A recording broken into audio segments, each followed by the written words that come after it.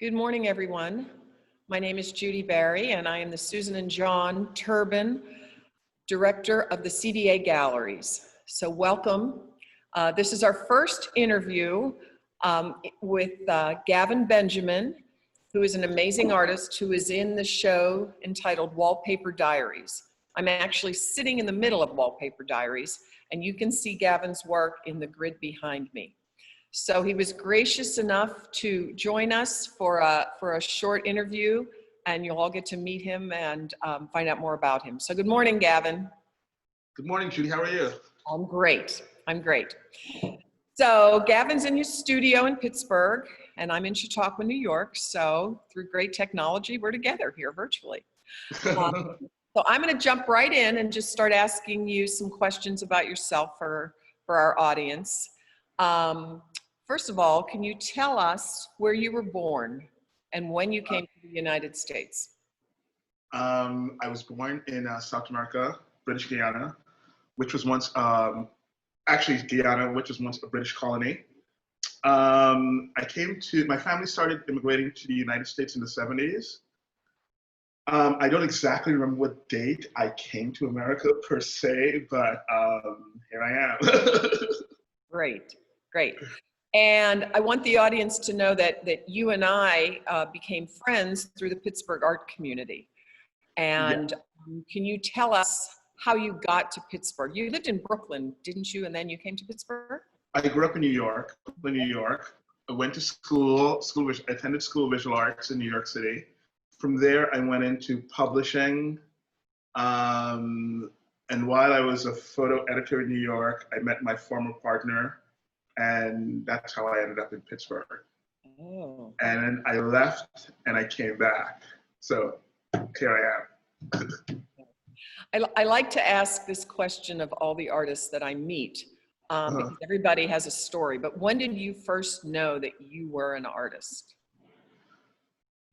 I think that was in high school when I was trying to find my place in the world, junior high. Mm-hmm. I couldn't draw, and I really didn't like the feeling of having to wait. That was just like really like, and I didn't like painting, so I took photography in high school. And from there, that was just exciting enough because it was, it was so immediate and it was like so fast, and, it was kind of like being on a roller coaster ride. Sorry. Okay. So your work is photo based. It begins with photography. So do you consider yourself a photographer? Do you feel that, or you are a multimedia artist now, or how do you consider yourself? That's a very good, interesting question. I think I'll always be a photographer. My next 3 projects actually are photo based. This is collage based, and the difference between collage and photography for me is collage allows me to have more narrative in an image, and photography doesn't allow you to sort of how do you say this? It doesn't allow you to really play in that manner. Mm-hmm. Mm-hmm. So, do you still do any commercial photography, or are you working more on the studio fine art side? Or tell us about. Well, I was never a commercial photographer. I worked for a lot of commercial photographers in New York. I did a lot of behind the scenes. As a photo editor, you would hire the photographers, and when I worked at an agency, I basically worked for the agency that represented the photographers. So I was like behind the scenes in both ways, but I was never a commercial photographer. I am a fine arts photographer. I've always been a fine arts photographer. I think commercial photography has had a huge impact in my work, especially editorial. So you support yourself basically with the sale of your work. You don't have a teaching position, do you? I don't have a teaching position. I'm a full-time artist. Excellent. I find that admirable and commendable in this world for anybody that can do that, because that's not easy to do. So I think that's an important fact that people should know about you, that you are a studio artist, and you are in Radiant Hall Studio. I'm in Radiant Hall in Lawrenceville. In Lawrenceville in Pittsburgh, right. Yeah. So I want to now talk about the work that is in this show, which is entitled Heads of State. And I have my favorite piece here that I want to show everyone. Oh, yeah. I just fell in love with this girl. But I know the back of your story, but I'd like you to share where the Heads of State idea came from for this series of work. I was working on a few other I was working on something else actually before Heads of State. And I felt it wasn't my narrative to really tell that story because I didn't live that life. And so I wanted to tell a story more in line with the way how I was seeing the world, using pop culture, politics, found imagery, collage, just everything but the kitchen sink, with the kitchen sink. And so I just like, for this, it was more like creating creating a legacy, something that didn't happen or has not happened before. But can you share your family? Oh yeah, there's certain pieces where my family actually is. I'm trying to see. I'm looking. Okay, and this image right here behind, the second to the. Okay, no, 1, 2, 3, 4. Yep, that one right here. Yep, right there. Yes, that one. That's my. That one actually was a Father's Day card to my stepfather. That's my sister. He's holding my sister in that photo, in the crown. His favorite game to play with his brothers is dominoes.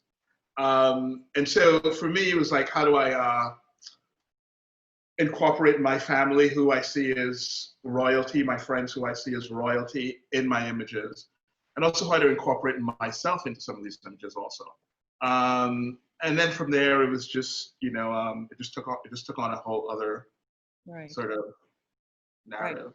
But wasn't your grandfather and 2 of his brothers in their village, weren't they?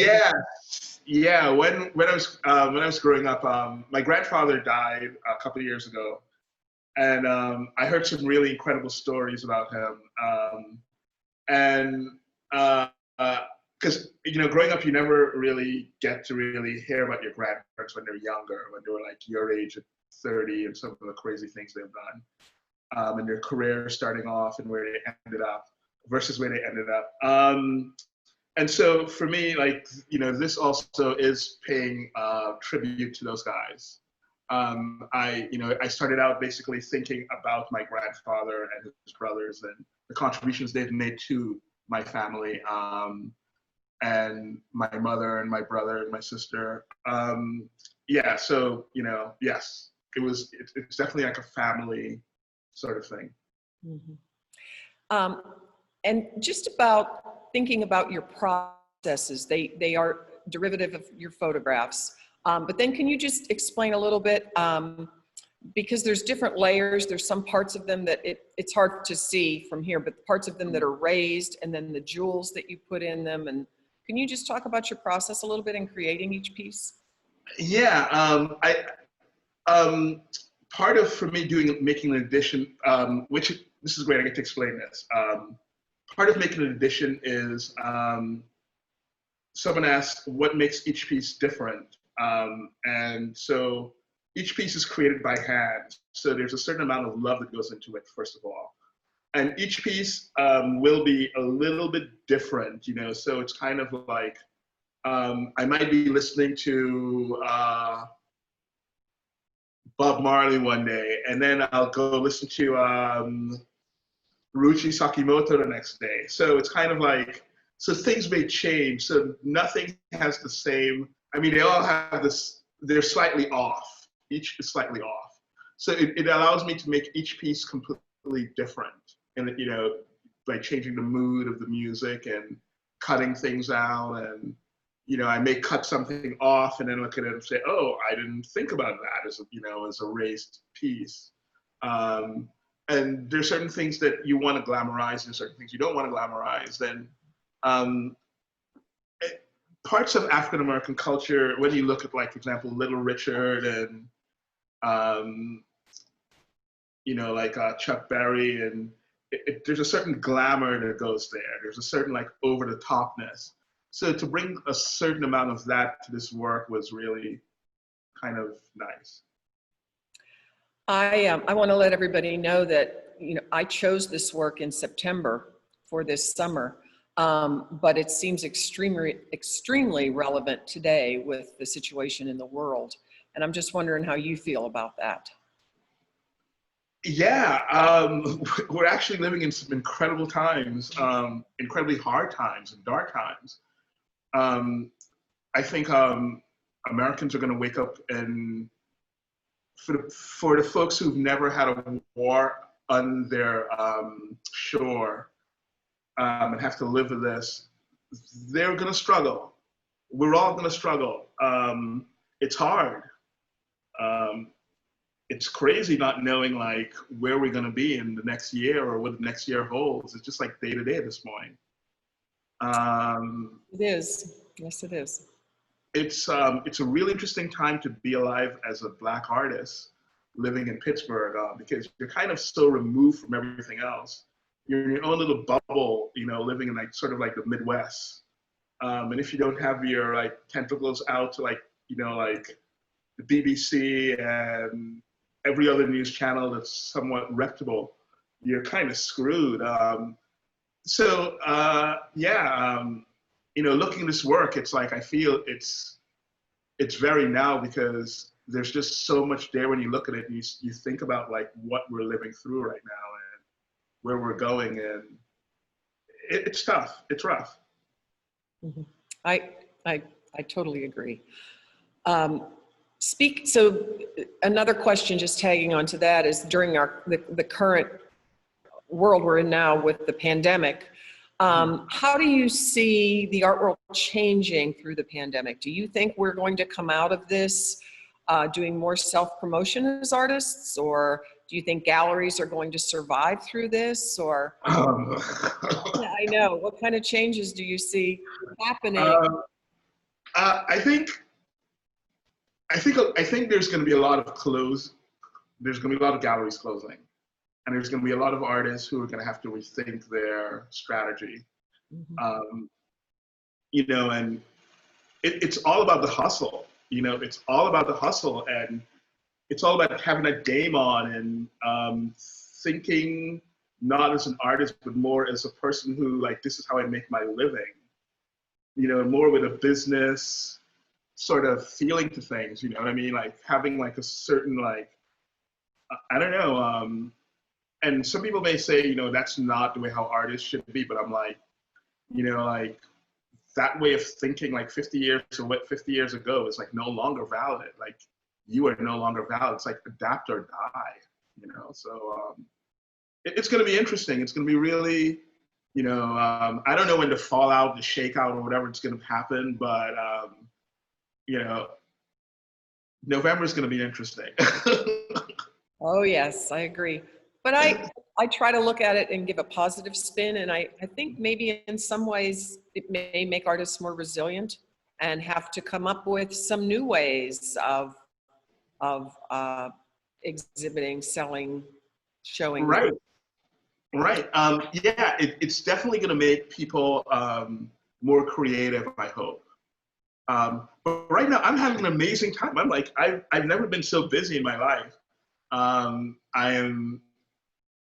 I've had, like, 3 projects lined up, 2 of them major photo projects that I've been dying to work on. And finally, I'm going to have some money to actually do it, so I'm going to do it. So I'm excited, you know, to actually be able to work during this time. Good. I agree. I think it's, you know, the other thing is that most artists self-isolate anyways. Right. Yes, exactly. So many of them are probably going to make better work because Right. Right. For me, it was like, what was great about the quarantine was like, I wasn't rushing to go to a meeting, you know, to meet clients or a board meeting or something for an organization that I'm involved with. I was just at home working, you know, I wasn't like running around like, so it allowed me to really focus, you know, like build a website and work on the catalog, which I'm still working on, you know, and that sort of thing, you know, and like, you know, like work on like, I'm working on a little mini film about heads of state, about the process with David Bernabo, you know, so it's allowing me to, but it's also allowing me to collaborate with other artists, like choose other artists that I want to collaborate with for other projects. You know, it's allowing me to like spread my wings a little bit more also. Well, Yeah. I want to take this opportunity to ask any of our participants to ask a question in the chat room, which then we'll do a couple Q&As with you. And while they're doing that, if anybody's interested in that, I want to mention that if you want to see Gavin's work that is in the show, get on the website art.chq.org. And that is our brand new CDA website. And you'll be able to click on the Wallpaper Diary exhibition, and you'll be able to look at, tomorrow on there, there will be posted a gallery director's tour. There's a 3D tour on there. And then you can also click on available work and artists, and you can see every single one of Gavin's pieces that we have on display here. So I just wanted to put a shout out to that because the website is brand new, just launched on Sunday, and it's really beautiful. So I don't see, oh, here we have a question. We've seen some of your earlier work involving landscape or still life. Does this work with the figure feel very different to you or a conscious change? Both. When I was doing the landscapes and the still lifes, I was living in the countryside. You know, it was very painterly and bucolic, and it was beautiful. I was living with Arthur and the whole gang in Phoenixville, and that was great. But this was for me. This for me was, it's a whole different ball game. It's a whole different thing. It's a whole different narrative. It's a whole different story to tell. So yeah. Now there's another question that says, how much planning goes into your pieces, or is it all mostly inspiration in the moment of creation? It's a good question. That's a great question. This series is, we're looking at 50 pieces altogether. I think you've got like 38 pieces, roughly. Something like that. I'm adding the last 5 pieces next week to it, actually, which will be for another show. There's a lot of planning that goes into this. This was like a year in just sort of plotting and playing and collecting images and putting things out there to see what worked and what didn't work, and just sort of testing the waters. And then once I started figuring out what worked, then I would pull things back in, and then I'd like rehash, like rehaul everything. I'm looking at like a good year. Like it was one Thanksgiving to the other Thanksgiving when I took the small samples back to the farm to show the gang, and everyone was kind of shocked. They were like, whoa. So yeah, it was a full year. Good. Well, I think we need to end the interview now because we've gone on almost 20 minutes. I just want to share with everybody that you and I have become great friends through the art community of Pittsburgh. We share a love of cooking, although I think you're a better chef than I am.